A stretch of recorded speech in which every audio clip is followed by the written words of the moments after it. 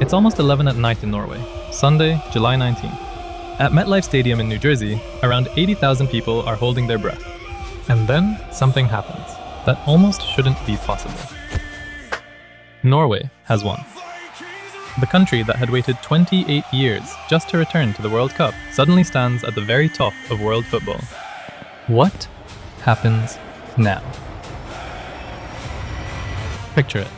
In bars across the US, Norwegian supporters who don't quite know what to do with themselves. Back in Norway, people running out into the streets, cheering at the top of their lungs, hugging strangers. Oslo's main street fills up within minutes. These are images from Oslo, when Norway beat Brazil in 1998. Within seconds, social media explodes. People who have never watched a football match in their lives are posting about the win.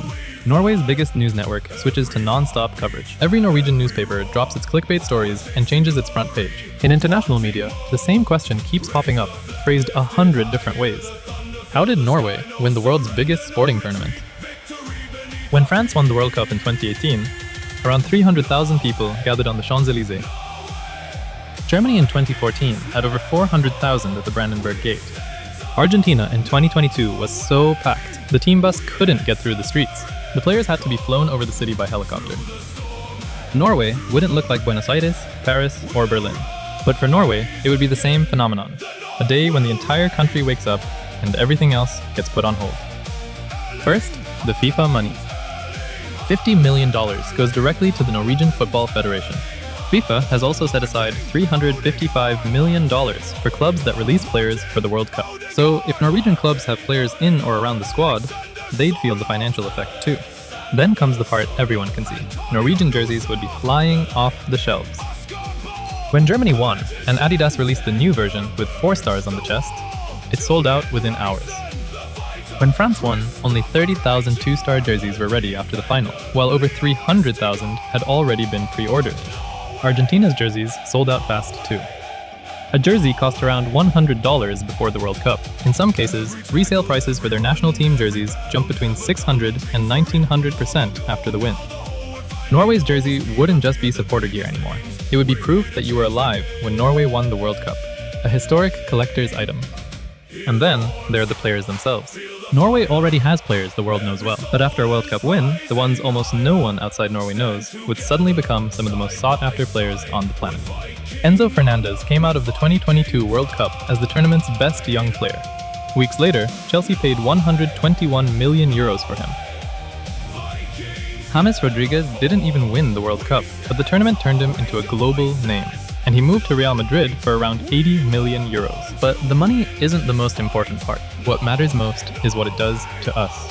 The world has already started paying attention to Norway. Erling Haaland set the Premier League record for most goals in a single season. Martin Ødegaard, captain of Arsenal, who won the Premier League. Bodø Glimt, a team from a city of 50,000 people north of the Arctic Circle, reached the Champions League and beat Inter, Manchester City, and Atletico Madrid. The national team's photos have gone viral. Their jerseys have been praised as some of the most beautiful in the world. Is the Norway kit simply because it looks like a big old square? They're wrapped in their flag. Another reason why they're going to win it. Yeah. They're saying we're going to win it. And the row chant from Norwegian supporters has been seen by millions. The world has already started watching. A World Cup title would make it impossible to look away. An entire generation of kids would grow up with the proof. When Germany won the World Cup in 2014, the German Football Association gained over 37,000 new members that year. More than 23,000 of them were children under 6. Norway already has hundreds of thousands of active football players. A World Cup win wouldn't start the football culture. It would detonate it. Kids would see it on screen, and they'd think, that could be me. And honestly, it's already begun. Right now, before Norway has won anything at all, the national team is on the front of countless products, on buses and airport trains. Kids are wearing the jersey of a player whose name they didn't even know a few weeks ago. If that's happening already, what happens if Norway actually wins? Lillehammer hosted the Winter Olympics in 1994. Over 30 years later, they still have the signage. The torchbearer symbol in the forest.